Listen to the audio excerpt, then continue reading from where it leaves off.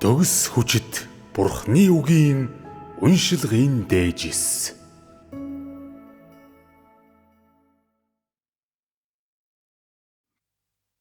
Сайн мэдээг түгээх ажил нь мөн хүмүүсийг аврах ажил юм.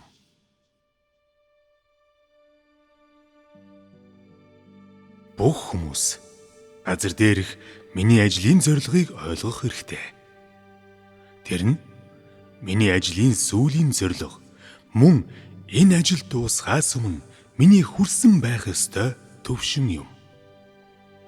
Хэрвээ хүмүүс өнөөдрийг хүртэл надтай цуглалгасныхаа дараа миний ажил юу болохыг ойлгохгүй бол тэд надтай хамт хий дэмий алгасан хэрэг биш гэж юу?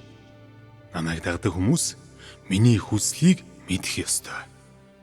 Би газар дээр хэдэн мянган жилийн туршид ажилласаар байгаа ба мөн одоо хүртэл ажиллаа хийсээр л байна.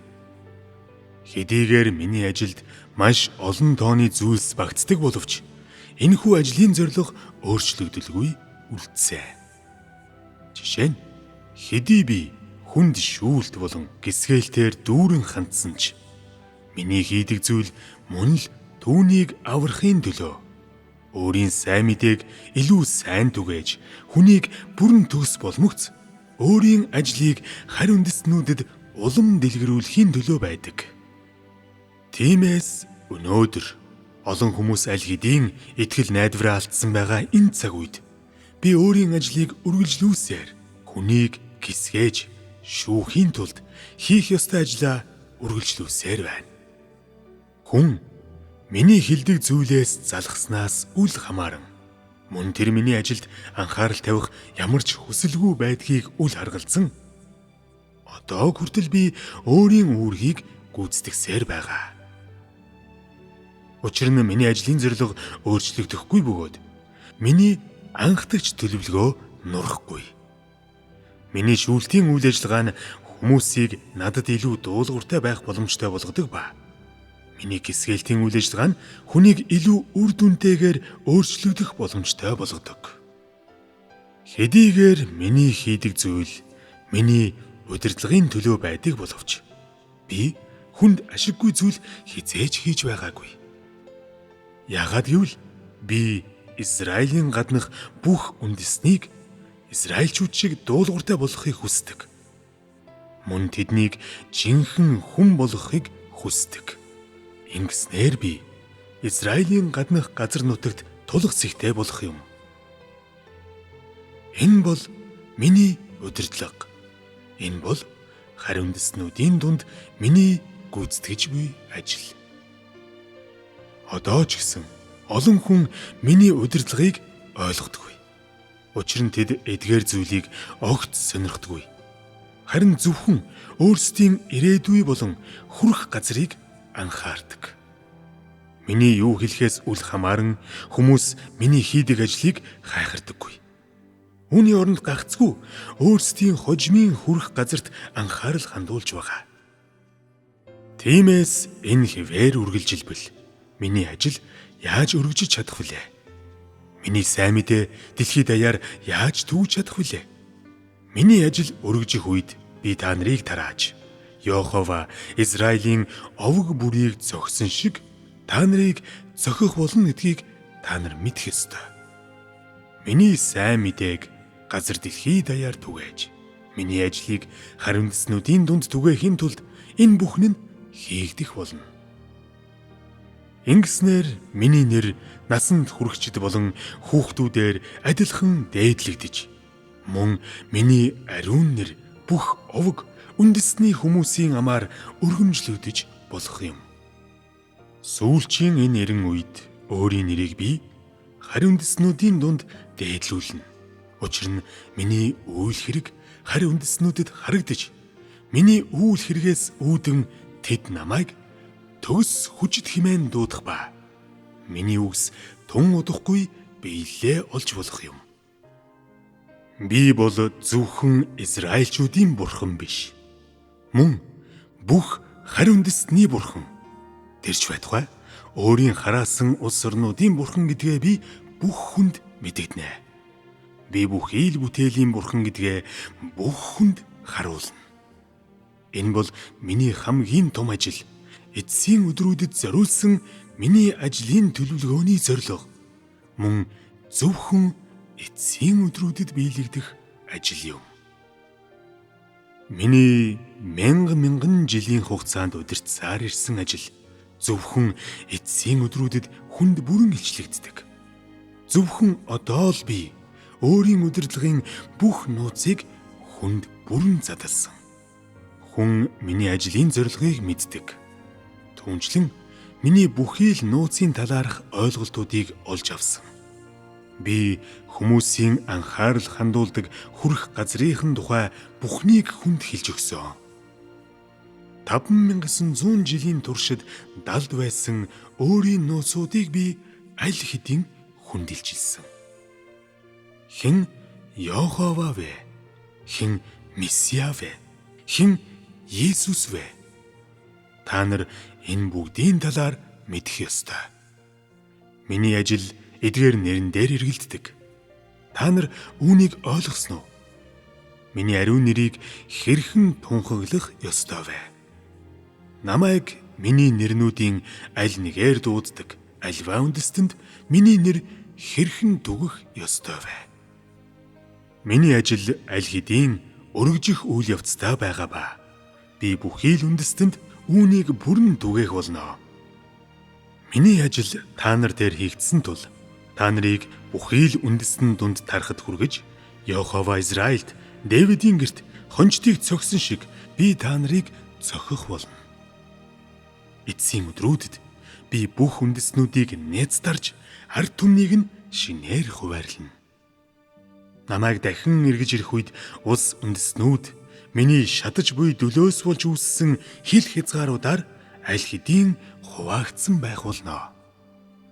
Тэр үед би тэдний хизээж харж байгаагүй ариун нэгний дүрээр өөрийгөө тэдэнд ил тод харуулж, нэгэнтээ Йохова, би нэгэнтээ Евдей овгуудын дунд алхаж байсан шиг үе олон үндэстнүүдийн дунд алхан өөрийгөө хүн төрлөختөнд төөнөх нар мэд шинээр үзүүлэх болно. Тэр цагаас эхлээд газар дээр амьдарч байгаа хүмүүсийн амьдралыг би удирдах болно. Тэнд миний алдрыг гарцаагүй харж, мөн тэдний амьдралыг удирдах агаардах үүлэн багныг гарцаагүй харна. Учир нь би ариун газарт илрэх болно. Хүн миний зөвхт байдлын өдрийг мөн түүнчлэн миний суу алдарт илэрхийллийг харна. Би бүх газар дэлхий дээр хаанчилж олон хүүгүүдээ алдар руу авчрах үед тэр нь тохионо. Газар дээр хүмүүс хаа сайгүй доош бүхийж, мөн миний асар хүмүүсийн дунд миний одоогийн хийж буй ажлын хадан дээр бат бөх сүмдэрлэнэ. Сүмд хүмүүс бас надад үйлчлэх болно. Бохир заваан, бузар зүйлсээр бүрхэгдсэн тахилын ширээг би хідэн хэсэг болгон хагалж дахин шинээр бүтээн. Ариун тахилын ширээн дээр дөнгөж төрсөн хураг, тугалнууд овоолоостой байх болно. Би өнөөдрийн сүмийг нурааж шинийг барих болно. Одоо байгаа олиггүй хүмүүсээр дүүрэн сүм нуран унах ба миний барих сүм надад үнэнч зарцнараар дүүрэн байна. Тэд дахин нэгэнтээ босож миний сүмийн алдрын төлөө надад үйлчлэх болно. Би агуу алдрыг хүлээн авах өдрийг та нар гарцаагүй харах бөгөөд би сүмийг нурааж шинийг барих өдрийг бас гарцаагүй харах болно. Та нар бас миний асар хүний ертөнц рүү ирэх өдрийг лавтаяа харах болно. Сүмийг нураангуудаа би өөрийн асрыг хүний ертөнц рүү авчирна. Энэ нь хүмүүс миний бууж ирэхийг харахтай адилхан байх болно. Бүх үндэснийг нээцдарсныхаа дараа би тэднийг шинээр нэгтгэж цуглуулна. Тэгээд өөрийн ариун сүмийг барьж өөрийн тахилын ширээг байрлуулснаар бүгд надад тахил өргөж, миний сүмд надад үйлчилж, харин үндэснүүд дэх миний ажилд өөрсдийгөө үнэн сэтгэлээр зориулж болох юм. Тэд тахилчийн өмсгөл болон титэм өмссөн өөрсдийнхөө дунд Йохова миний алдрыг агуулсан одоогийн Израильчууд шиг байх ба. Миний сүр жавхлан тэднийг хужиж мөн тэдэнтэй хамт байх болно. Харин үндэснүүдэд хийх миний ажил ч гэсэн ийм байдлаар гүйцэтгэгдэх болно. Израильд хийсэн миний ажилтай адилаар харин үндэснүүд дэх миний ажилч бас тийм байх болно. Учир нь би Израиль дэх өөрийн ажлыг өргөжүүлж харин үндэснүүд рүү үүнийг түгээн. Одоо үе бол миний сүнс асар ихээр ажиллаж байгаа үе. Мөн би өөрийн ажлыг харин үндэснүүдийн дунд эхэлж буй цаг билээ. Үүнээс ч илүүтэйгээр энэ нь би бүх бүтээгдсэн зүйлийг ангилж тус тусынх нь ангилалд оруулах цаг бөгөөд ингэснээр миний ажил илүү хурдан, илүү үр дүнтэйгээр урагшилж болох юм. Тиймээс миний та нараас гуйж буй зүйл бол чи өөрийн бүх ил оршихуйг миний бүх ажилд зориулж цаашлаад миний чамд хийсэн бүх ажлыг тодорхой ялган салгаж сайтар мэдж мөн өөрийн бүх хүч чадлыг миний ажилд зориулснаар миний ажлыг илүү үр дүнтэй болгох ёстой. Энэ бол чиний ойлгох ёстой зүйл. Өөр хоорондоо тэмцэлдэж гарах арга замыг хайж мөн махан биеийн тав тухыг эрэлхийлэхэ бол. Энэ нь миний ажлыг удаашруулж гайхалтай ирээдүйг чинь сэвтүүлнэ. Энэ нь зөвхөн чамайг сөөрүүлээд зогсохгүй, чамайг хамгаалах аргагүй болгоно. Энэ нь чиний мунхаглал байхгүй гэж үү? Өнөөдөр чиний шунан эдэлж буй зүйл бол чиний ирээдүйг сөөрүүлж байгаа яг тэр зүйл. Харин өнөөдөр чиний амсаж байгаа зовлон бол чамайг хамгаалж буй яг тэр зүйл юм. Нарыг халахсан өдхөн мананд орхоос зайлсхийж уруу таталтын дээгээс хол байхын тулд чи эдгээр зүйлийг сайн мэдэж байх ёстой. Өдхөн манан арилах үед чи өөрийгөө агуу өдрийн шүүлтэнд байгаагаа олж мэдэх болно. Тэр цагт миний өдөр хүн төрлөختөнд ойртон ирсэн байх болно. Чи миний шүүлтээс хэрхэн зугдах вэ? Нарны айгам халууныг чи хэрхэн тэсвэрлэж чадах вүлээ? Би өөрийн элбэг дэлбэг байдлыг хүнд хайрлах үед тэр үнийг сэтгэлдээ нандиндгүй. Харин оронд нь хинээж анзаарахгүй газар руу чулуудан хайдаг. Миний өдөр ирэхэд хүн миний элбэг дэлбэг байдлыг олж илрүүлж эсвэл олон жилийн өмнө миний түүнд хэлсэн үнэний гашуун үгийг олж чадхаа болно. Хурц гэрлийг алдаж харанхуйд унсан учраас тэр зөрхрөн уйлах болно. Өнөөдөр та бүгдийн харж буй зүйл ердөө л миний амны хурц сэлэм юм. Чи миний гардах савааг эсвэл хүмүүсийг шатаадаг миний дүлийг хараагүй. Тийм учраас та нар миний өмнө ихэмсэг болоод омголон шазруун байдалтай байна. Ийм учраас чи миний гэрт миний амаар хэлсэн зүйлстэй хүний хэлээр маргалдаж надтай тэмцэлцээр байдаг.